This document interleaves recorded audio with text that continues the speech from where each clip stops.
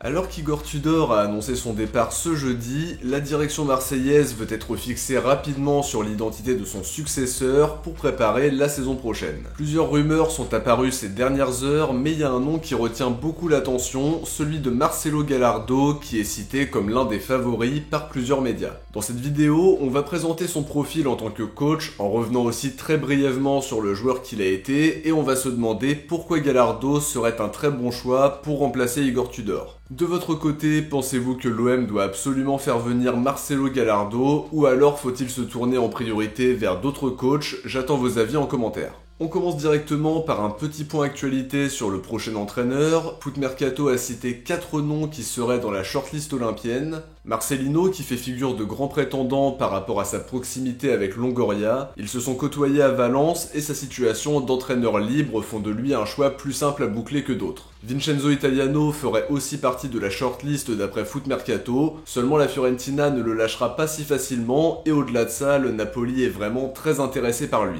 Autre coach cité, Raffaele Palladino, qui a impressionné depuis qu'il est sur le banc de Monza. Il utilise aussi le 3-4-2-1 comme celui qu'utilisait Tudor, le collectif au centre du projet pour le technicien italien qui aime que son équipe joue sur la verticalité et qu'elle mette beaucoup d'intensité. Ça a du sens, mais à voir s'il quittera Monza. C'était pas dans l'air du temps il y a encore quelques semaines, mais l'intérêt de l'OM peut le faire réfléchir. Dernier coach cité dans l'article de Foot Mercato, Ange Postecoglou, actuel coach du Celtic, qui pourrait partir pour la Première Ligue et précisément pour Tottenham, et qui semble plus compliqué à envisager comme recrue. Dans un article sorti un peu plus tard ce jeudi, Foot Mercato explique que Marcelo Gallardo serait le dossier prioritaire dans l'esprit de la direction. L'équipe confirme qu'il a bien été proposé à la direction et ça confirme dans le même temps l'information d'Eric Dimeco qui expliquait que son agent tentait de le placer à l'OM. En tout cas, même si ça veut pas dire qu'il va signer, ça montre qu'il y a des intérêts réciproques et c'est plutôt de bon augure, même si on sait que Longoria est capable de nous ramener un coach qu'on n'a pas du tout vu venir. Après ce petit point actualité, on enchaîne avec un focus sur Marcelo Gallardo en commençant par s'intéresser à son parcours. Comme on le disait en intro, on va faire un petit point rapide sur sa carrière de joueur parce que ce qui nous intéresse le plus, c'est son profil d'entraîneur. La première chose à rappeler, c'est qu'il a été formé à River Plate avec qui il a joué de 93 à 99 avant de passer 4 saisons à Monaco et de remporter un titre de champion de France, une coupe de la Ligue et un trophée des champions. Après son aventure monégasque et un désaccord avec Deschamps au moment de son départ, il fait son retour à River Plate alors qu'il était très sollicité par l'OM, mais Monaco ne voulait pas renforcer un concurrent direct. Après 4 nouvelles saisons à River Plate, il enchaîne les piges, une saison au PSG, un passage à DC United en MLS, un nouveau retour à River Plate et pour finir, un passage d'une saison au club national en Uruguay pour finir sa carrière. Pour terminer sur sa carrière de joueur, c'était un milieu très talentueux, très bon balle au pied, très juste dans ce qu'il entreprenait, mais qui se faisait aussi remarquer par un côté un peu vicieux et caractériel. Ça a abouti notamment à une grosse altercation au Vélodrome entre Gallardo et Galtier, mais également d'autres joueurs marseillais comme Ivan de la Peña et Peter Luxin. Galtier a expliqué plus tard qu'il avait tenté d'empêcher ces incidents alors qu'il était accusé d'avoir agressé Gallardo, et de son côté, Gallardo avait aussi expliqué qu'il n'en voulait pas aux joueurs marseillais dans un entretien des années plus tard. En tout cas, pour revenir au joueur, il a eu une bonne carrière, malheureusement terminée en étant miné par les blessures, plusieurs expériences qui lui ont en tout cas permis de devenir le coach qu'il est maintenant, et notamment sa carrière internationale avec l'Argentine, où il a eu la chance de côtoyer Marcelo Bielsa.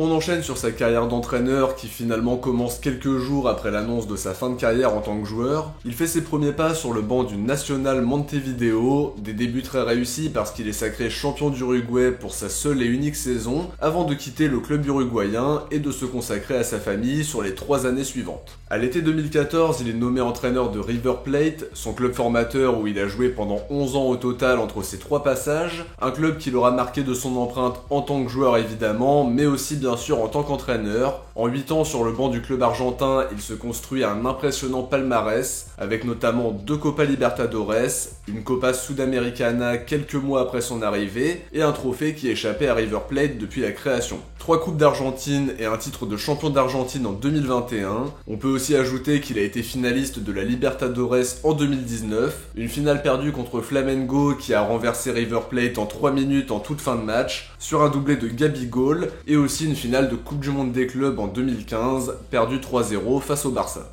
Au-delà du palmarès, il a laissé une très grosse empreinte par rapport au jeu qu'il a proposé, une philosophie de jeu à laquelle il ne déroge pas et qui a séduit les supporters de River Plate. Il quitte le club en octobre 2022, 70 000 spectateurs au Monumental pour lui rendre hommage et une statue dévoilée il y a peu devant le stade de son club de cœur où il aura finalement tout vécu. Alors maintenant, pourquoi ce serait un excellent choix pour l'OM? La première chose à rappeler, c'est que sur ses 2 premières expériences comme entraîneur, il a connu le succès à chaque fois. Son parcours à River Plate est beaucoup plus remarquable, notamment par rapport à la longévité, mais ça n'empêche qu'il a remporté le championnat d'Uruguay pour sa première saison sur le banc d'une équipe. À River Plate, il a remporté 2 Libertadores, le trophée le plus prestigieux du continent, et la logique maintenant c'est de le voir en Europe, un continent qu'il n'a pas encore connu en tant que coach. Comme entraîneur, il sait mettre en place un jeu très séduisant, en donnant beaucoup d'importance aux détails comme pouvait le faire Marcelo Bielsa par exemple. Gallardo c'est incontestablement l'un des meilleurs tacticiens sud-américains, en étant capable de proposer un jeu offensif, en laissant beaucoup de liberté à ses joueurs pour qu'ils soient capables de sentir les coups et qu'ils se responsabilisent. Il veut absolument que son équipe soit à l'initiative, qu'elle soit protagoniste dans le jeu, il veut avoir la possession de balle et le pressing haut et intense lui permettent de récupérer rapidement pour reprendre le contrôle du ballon.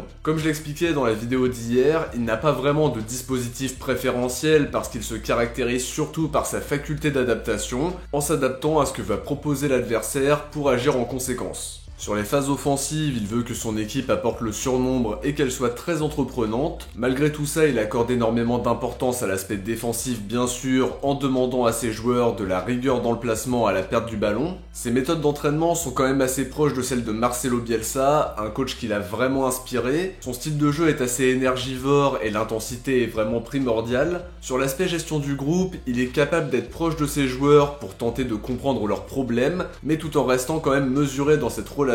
C'est très important pour garder une certaine autorité, mais en considérant aussi les problèmes d'un être humain. Pour revenir à l'aspect terrain, il demande une prise de risque offensive, il compte aussi sur des latéraux capables d'impacter offensivement, mais aussi sur des milieux qui n'hésitent pas à se projeter. Pour toutes les raisons que j'ai citées, ce serait un très bon choix pour l'OM, on resterait dans un style de jeu vertical, résolument offensif, avec de l'intensité, du pressing et l'ambition d'être protagoniste. Son tempérament colle parfaitement avec le contexte marseillais, même s'il est bien plus mesuré que pendant sa carrière de joueur. Il y a un autre élément qui est vraiment important, sa capacité à faire confiance aux jeunes. Évidemment, ça suppose d'avoir des jeunes qui ont aussi des qualités et qu'ils jugent proches d'intégrer les pros. C'est un atout pour mettre en œuvre la politique de post-formation chère à Longoria qui n'a pas encore porté ses fruits jusqu'à maintenant. Il a aussi montré qu'il était capable de gérer des joueurs au caractère bien trempé à River Plate et ça colle aussi avec la rigueur et la discipline que le tandem Longoria-Ribalta veut mettre en place. Il sait s'adapter à son adversaire et on a eu du mal à voir ça sous les ordres de Tudor où on peinait parfois à trouver des solutions quand le système était mis à défaut. Comme on l'a dit, son adaptabilité est un atout parce qu'il est capable de faire jouer son équipe dans différents systèmes. Le 4-1-3-2 a souvent attiré l'attention avec de la densité dans l'axe, des latéraux qui occupent la largeur et la volonté de trouver des espaces dans la profondeur. À voir pour quel schéma il optera s'il vient à signer à l'OM, mais quoi qu'il en soit, il est capable de faire avec l'effectif qu'il a à sa disposition, même s'il faut pas oublier qu'il avait quand même une place importante dans le recrutement à River Plate. Longoria et Ribalta savent s'adapter aux besoins du coach, mais ils sont pas forcément très fans d'un coach qui s'implique un petit peu trop dans le mercato et notamment qui bloque les départs. C'est d'ailleurs ce qui leur avait plu avec Tudor. Pour revenir à Gallardo, faut pas oublier que le championnat argentin est différent du nôtre, même chose entre les deux continents, et qu'il n'a pas non plus d'expérience en LDC comme entraîneur. Alors personnellement, je trouve pas ça rédhibitoire parce que ses principes de jeu me plaisent énormément.